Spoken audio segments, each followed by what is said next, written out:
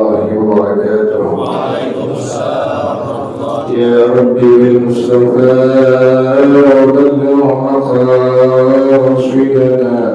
واغفر لنا ما مضى يا واسع الكرم. يا ربي بالمصطفى بلغ مقاصدنا واغفر لنا ما مضى يا واسع الكرم. لم يهتدم قد طه مطلقا أبدا وما تزاد أصلا في مدى الزمن.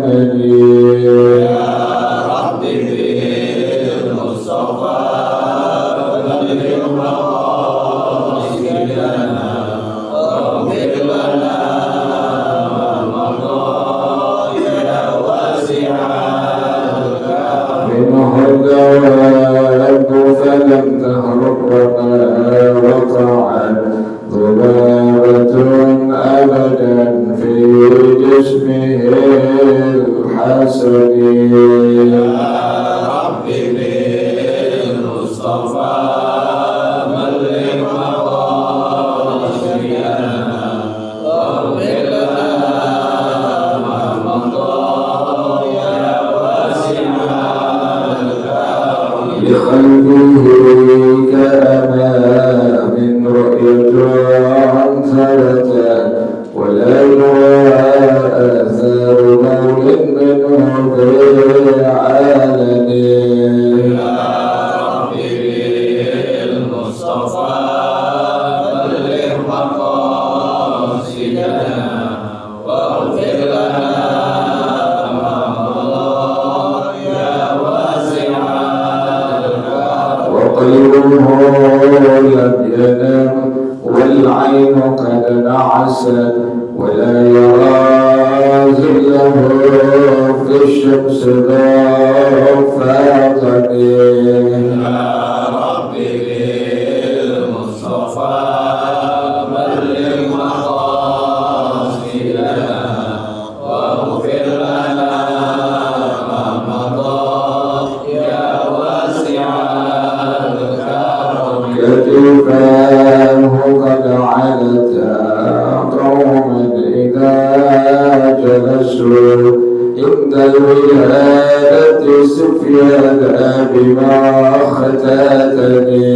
يا ربي بالمصطفى بلغ مقاصدنا واغفر لنا ما مضى يا واسع الكرم. هذه الخصائص فاقبلها تكن آمنا من شر نار وسرات ومن محن. يا ربي بالمصطفى بلغ مقاصدنا واغفر لنا ما مضى يا واسع الكرم. مولاي صل وسلم دائما أبدا على حبيبك خير الخلق كلهم. يا ربي بالمصطفى بلغ مقاصدنا واغفر لنا ما مضى يا واسع الكرم. اللهم صل وسلم وبارك عليه وعلى آله رسول الله صلى الله عليه وسلم ثم إلى آبائه وإخوانه وأهل المسلمين والصحابة أجمعين والعلماء العاملين والصلاة الله آبائنا وأمهاتنا وأجدادنا وجداتنا ومشايخنا والمعلمين في الدين ولجميع المسلمين والمسلمات والمؤمنين والمؤمنات. سلام شيخنا وربي أرواحنا الحبيب عبد الرحمن بن أحمد السكر، شيخنا وربي أرواحنا الحبيب علي بن عبد الرحمن السكر، شيخنا وربي أرواحنا بهدي أبناء الجمال ورسولهم وفرائهم أن الله يتغشاهم بالرحمة والمغفرة، أن الله يغفر لهم ويرحمهم ويعلي درجاتهم للجنة ويعين علينا من بركاتهم وأسرارهم وأنوارهم وعلومهم ونفحاتهم وكراماتهم وإمدادهم في الدين والدنيا والآخرة. الفاتحة لهذه النية وعلى كل نية صالحة يا لمهل كل خير نافع لكل شر. وإلى حضرة النبي محمد صلى الله عليه وآله وصحبه وسلم. الفاتحة. أعوذ بالله من الشيطان الرجيم. بسم الله الرحمن الرحيم. الحمد لله رب العالمين الرحمن الرحيم مالك يوم الدين. إياك نعبد وإياك نستعين. اهدنا الصراط المستقيم صراط الذين أنعمت عليهم غير المغضوب عليهم ولا الضالين. آمين. اللهم صل وسلم على سيدنا محمد الفاتح لما أغلق الخاتم لما سبق الناصر الحق بالحق والهادي إلى صراطك المستقيم وعلى آله وصحبه حق قدره ومقداره العظيم. اللهم أخرجنا من ظلمات الوهم وأكرمنا بنور الفهم وافتح علينا بمعرفة العلم وحسن أخلاقنا بالحلم واستهل لنا أبواب فضلك وانشر علينا من خزائن رحمتك يا أرحم الراحمين. Halaman 37 yang Allah kasih belum selesai. Bismillahirrahmanirrahim. Bismillahirrahmanirrahim. Dari Ibnu Umar radhiyallahu anhuma qala lam yakun Rasulullah sallallahu alaihi wasallam yad'u ha'ula'il kalimati hina yumsi wa hina yusbihu. Allahumma inni as'aluka al-afiyata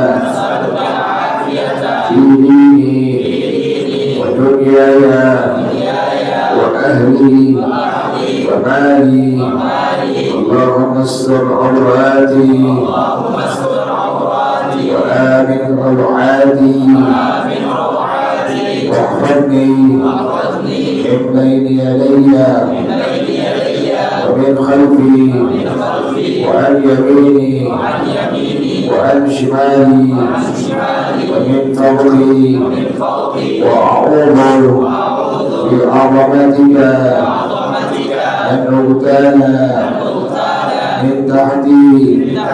أخرجه النسائي وابن ماجه والله أعلم بالصواب. بسم الله الرحمن الرحيم. الحمد لله رب العالمين الصلاة والسلام على أشرف الأنبياء والمرسلين وعلى آله وصحبه أجمعين. قال الشيخ الإمام المؤلف رحمه الله وعلم النفع به بركات علومه وبكم في الدارين آمين. قال رضي الله تعالى عنكم. بسم الله الرحمن الرحيم.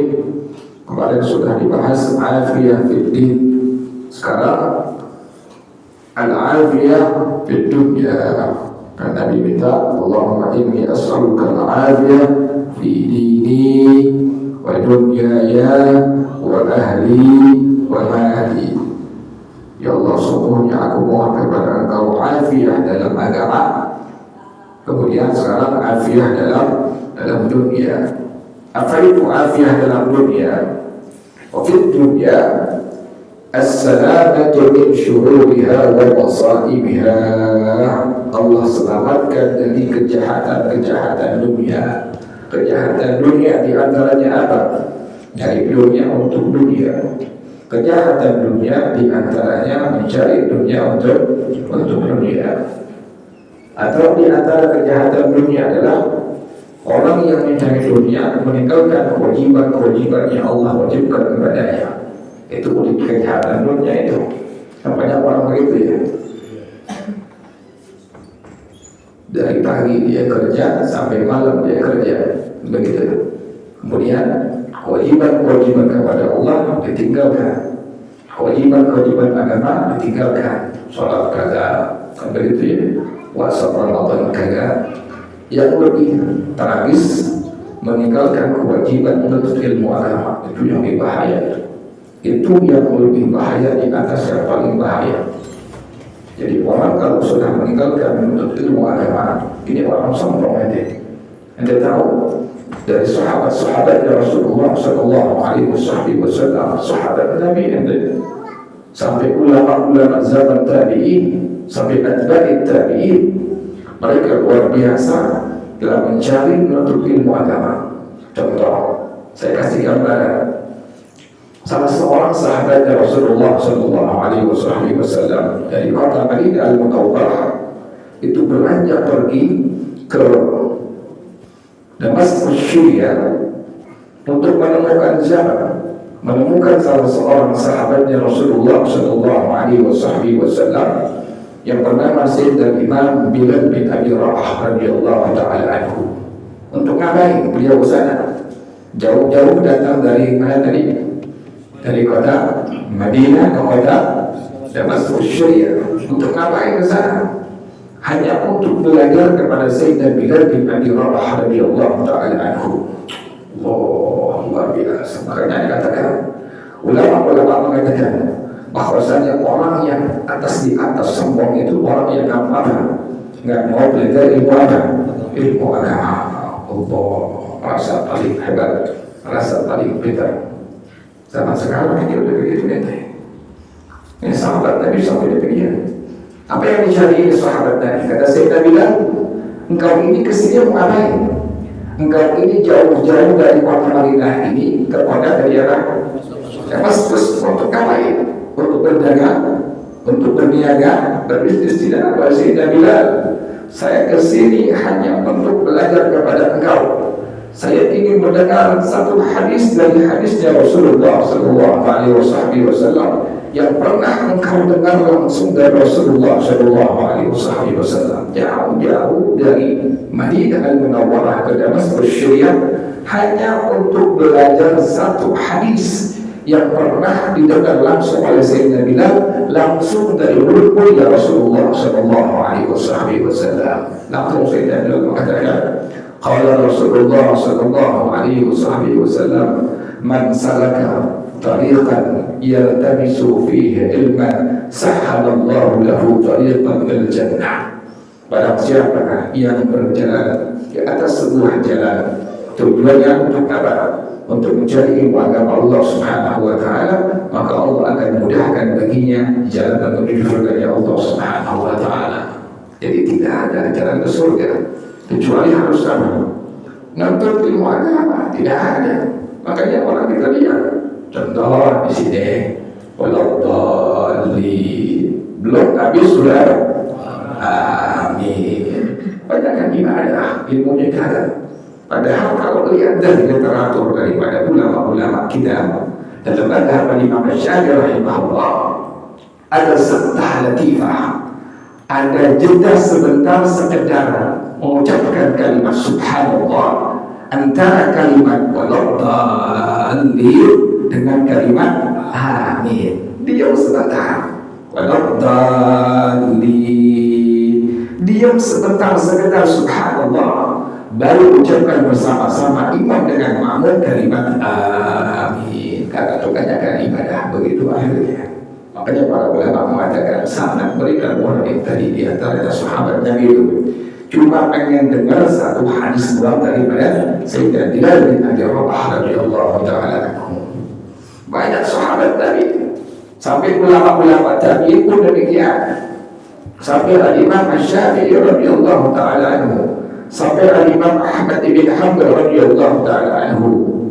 Itu beliau dahsyat, ilmunya sudah luar biasa. Imam Ahmad bin Hanbal murid daripada Imam Asy-Syafi'i radhiyallahu taala anhu, keilmuannya sudah luar biasa. Imam Syafi'i enggak pernah makan banyak kecuali di rumah Imam Ahmad bin Hanbal. Imam Syafi'i tidak pernah makan banyak kecuali di rumah Imam Ahmad bin Hanbal. Waktu datang ke rumah Imam Ahmad bin Hanbal, ini putra beliau Imam Abdullah melihat sosok guru dari ayahnya. Katanya Imam Syafi'i tidurnya jarang, pertama. Yang kedua, katanya Imam Syafi'i makannya apa? Sedikit sekali. Imam Syafi'i sampai 16 tahun sedikit makannya. Pas datang ke rumah Imam Ahmad bin Hanbal, Imam Syafi'i kerjaannya apa? Pertama tidur, yang kedua makannya banyak. Nenek bingung, kok cerita-cerita di luar sana kok berbeda? Katanya Imam Syafi'i jarang makan, jarang tidur. Yang kedua jarang makan, jarang makan. Kalau kita begitu, kalau kita sering makan, sering apa? Sering tidur. Kalau kita itu, kita bukan Imam Syafi'i, kita Imam Musalah. Imam Syafi'i, Imam Musalah, tingkatan berbeda begitu. Ini luar biasa Imam Syafi'i. Pas Bapak Allah bin Imam Ahmad lihat fenomena yang demikian, kenyataannya langsung aja kepada bapaknya Imam Ahmad. Wahai ayah, katanya ceritanya informasi dari masyarakat umum, guru ayah itu Imam Syafi'i makannya sedikit, tidurnya sedikit. Oh, sekarang saya lihat langsung dengan mata kepala saya, Imam Syafi'i tidurnya banyak, makannya banyak. Langsung Imam Syafi'i pas lagi duduk ditanya oleh Imam Abdullah, anak daripada Imam Ahmad, wahai tuan guru, maaf Imam Syafi'i, kenapa engkau saya lihat di sini makannya sangat banyak? Apa jawaban dari Imam Syafi'i rahimahullah? Tidak aku temukan murid aku yang lebih warak. Apa arti warak?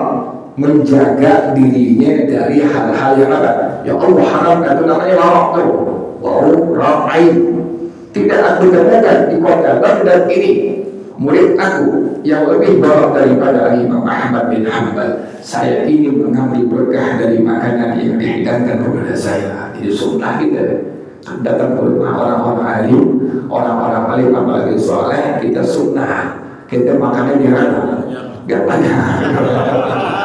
Sempat ada yang mau kebuli itu, lagi mau hadir ke tempat-tempat keramat tuh, ente makan jangan apa? Jangan sedikit, bilang ini ambil ilmu nih. Lagi belum makan dari tadi. Itu sunnah. Kenapa demikian? Nabi yang bilang, sesungguhnya makanan dari orang-orang saleh, sesungguhnya makanan dari orang-orang saleh syifa di kulli da. Yang bilang makanan orang-orang saleh itu obat dari segala macam penyakit. Saya mengamalkan, ini. Anda kalau kita pernah guru-guru aja dikasih makan, yang kami nggak pernah makan kali makan. Kenapa demikian? Anda yakin guru-guru ini seleksi dalam mengambil makanan, dalam memilih makanan sembarangan. Itu makanan yang disiapkan pasti menjadi apa? Syifa di kulli da. Makanya antum kalau ada acara-acara politik ini besok kan mulai tuh terus sampai akhir tuh antum makanya jangan berdoa sedikit, jangan ambil berkah sedikit tapi tangannya katanya itu Nabi yang bilang bahwasanya makanan dari orang-orang saleh syifa itu tidak. Imam Ahmad bin Hanbal itu begitu luar biasa, sudah mengeruk sampai hadis Imam Syafi'i radhiyallahu taala anhu. Pas dengar di kota Damaskus ada seorang ulama ahli hadis yang mendapatkan hadis sulafiyah. Artinya ini hadis cuma 3 doang pembawa hadisnya langsung sampai kepada Rasulullah SAW. Namanya hadis Sulafiyah. Langsung dia hampiri kepada Damaskus dari Baghdad. Dari Baghdad ke Damaskus bukan sebentar, bukan jarak yang sebentar, bukan jarak yang apa, yang sangat singkat, tapi sangat jauh. Imam Ahmad datang ke kota Damaskus Syria hanya ingin menemukan satu ahli hadis yang dia memegang hadis hanya dari dia sampai 3 ulama ke atas, langsung bersambung kepada Rasulullah Sallallahu Alaihi Wasallam. Sampai Damaskus di Syria, dia 3 ulama ahli hadis lagi ngasih makan anjing, di rotinya di remuk-remukin, kemudian dicampur dengan daging, dikasih makan anjing yang sangat banyak. Jadi dari jauh Imam Ahmad melihat ini ahli hadis tapi kerjaan itu masih makan apa? Masih makan anjing. Kemudian dilihatin sampai selesai, sampai itu anjing pulang seluruhnya, kemudian sampai anjing itu pergi seluruhnya. Imam Ahmad langsung menghampiri ahli hadis, mengucapkan salam, jawab salamnya. Langsung Imam Ahmad bertanya, wahai syekh ahli hadis, tadi saya perhatikan kau memberikan makan anjing yang sangat banyak, ada apa gerangan? Apa yang dikatakan sama dia? Kampung kami ini bukan kampung yang penuh anjing. Kampung kami ini bukan kampung yang penuh anjing. Tidak pernah ada anjing di kampung kami. Ini kampung, ini anjing dari kampung-kampung lain datang ke sini ingin meminta makan kepada kami. Dan saya takut masuk dalam hadisnya Rasulullah Sallallahu Alaihi Wasallam disebutkan Adil A'raji, sebutkan, kemudian beliau sebutkan sampai an Abi Hurairah, sampai an Rasulullah Sallallahu Alaihi Wasallam qala, Nabi bersabda kepada dia. Rasulullah menyampaikan hadis, Rasulullah bersabda, man qata'a raja'a man irtajah qata'a Allahu raja'ahu yawm al-qiyamah wa lam yalijal jannata. Kata Rasulullah Sallallahu Alaihi Wasallam, orang yang memutuskan harapan hamba Allah yang lainnya, harapan makhluk Allah yang lainnya kepadanya, maka Allah akan putuskan harapan nanti pada hari kiamat. Yang kedua, Allah tidak akan masukkan dia ke dalam surga ya Allah Subhanahu wa ta'ala. Kata ini ulama ahli hadis, saya takut masuk dalam hadisnya Rasulullah Sallallahu Alaihi Wasallam. Imam Ahmad langsung cukup saya mendapatkan ilmu dari engkau. Satu hadis dari baginda Rasulullah Sallallahu Alaihi Wasallam dari Baghdad ke Damaskus cuma pengen belajar satu hadis doa, luar biasa. Jadi ghirah kita harus seperti itu. Ghirah kita harus seperti itu. Kita punya semangat harus seperti itu. Kerja silahkan, dagang silahkan, tapi jangan meninggalkan kewajiban kita kepada Allah Subhanahu wa ta'ala. Wajib di atas wajib apa? Menuntut ilmu agama. Event-event maulid, event-event mi'raj, event-event Muharram itu tasji'an lana. Sesungguhnya lihat sejarah ke belakang. Tujuannya apa? Sampai ulama-ulama membuat acara maulid, membuat acara mi'raj. Tujuannya apa? Tasji'an lana. Pertama, mendorong kita, memotivasi kita untuk apa? Menghidupkan ajaran Rasulullah Sallallahu Alaihi Wasallam. Yang paling utama adalah kembali ke dasar awal apa? Menuntut ilmu agama. Jadi kalau event maulid, event mi'raj, selesai acara mi'raj, acara maulid, tidak ada akarnya bekasnya. Kalau ada bekasnya, ada akarnya. Orang jadi pengen sembahyang berjamaah, orang jadi pengen sembahyang qabliyah, ba'diyah, orang pengen baca Quran, orang jadi pengen baca Ratibul Atas, baca Ratibul Haddad. Di atas itu orang jadi pengen apa? Belajar ilmu agama. Baru berhasil acara peringatan maulidnya Rasulullah Sallallahu Alaihi Wasallam. Tapi sebaliknya, bila acara-acara keagamaan tadi diadakan, maulid, mi'raj dan sebagainya, kemudian tidak ada apa?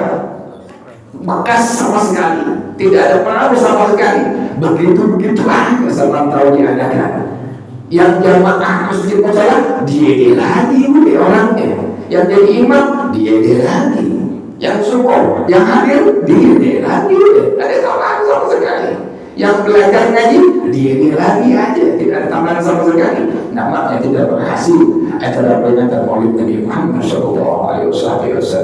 Kenapa demikian? Tadi yang dibilang afiah dalam dunia tadi apa? As-salamah min syururiha wa asaibiha. Ini ulama yang bilang, ini kitabnya. Bukan kata saya, bukan. Ini kitabnya saya baca. Kitab Subulus Salam pada juz yang keempat. Ini saya baca di kitab ini. Kalau saya ngomong salah. Kalau saya bicara penuh kesalahan, penuh kemaksiatan, tapi ulama yang mengatakan kitabnya ini pada juz yang keempat Subulus Salam bahwasanya afiah di dunia adalah apa? Seseorang itu Allah pelihara, Allah selamatkan dari apa? Min syururiha wa masaibiha, dari kejahatan dan musibah-musibah di dunia. Kejahatan paling terbesar di dunia, musibah paling besar di dunia apa? Seseorang hamba Allah, umat Rasulullah SAW meninggalkan kewajiban di atas kewajiban, yaitu apa? Menuntut ilmu agama. Ya Allah, kita alhamdulillah, masya Allah, la quwwata illa billah. Biar sampai habis kita punya umur ya begini, sampai habis kita punya umur tetap dalam menuntut ilmu agama. Kenapa demikian? Gelarnya satu, bukan S1, bukan S2, bukan S3, tapi apa? Syahid akhirat. Kita aneh sama. Kita sampai mati, sampai meninggal dalam keadaan dari apa? Menuntut ilmu agama. Gelar satu dari Allah dan berkata syahidun fil akhirah, syahid akhirat. Rohnya keluar dari jasadnya, itu malaikat berebutan ya. Malaikat berebutan untuk apa? Mengambil roh yang sangat halus luar biasa. Ada berebutan. Ini roh siapa? Itu roh siapa? Disangkut sampai arasnya Allah Subhanahu wa Ta'ala. Karena nggak kelihatan, jadi orang nggak ada. Kalau kelihatan, orang pada berebutan. Enak begitu ya. Kalau seandainya roh-roh orang yang telah berbulan rahmatullah dalam kondisi ilmu agama kelihatan nampak oleh mata kita, orang pada berebutan pengen ngaji. Kenapa demikian? Lihat malaikat nyambut rohnya itu. Ini roh yang sangat wangi, disambut terus sampai arsy Allah Subhanahu wa Ta'ala. Nah kita bersyukur kepada Allah Subhanahu wa Ta'ala. Alhamdulillah, masya Allah, la quwwata illa billah. Mudah-mudahan sampai habis umur kita ya, sampai habis umur kita tetap dalam ilmu agama Allah Subhanahu wa Ta'ala. Jadi afiah yang kedua tadi, Allah selamatkan afiah dalam dunia, selamatkan kita, istri kita, anak kita dari apa? Kejahatan dan musibah-musibah dunia. Yang paling terbesar adalah seseorang meninggalkan kewajiban di atas kewajiban, yaitu untuk ilmu agama. Wallahu a'lam bissawab. Al-Fatihah.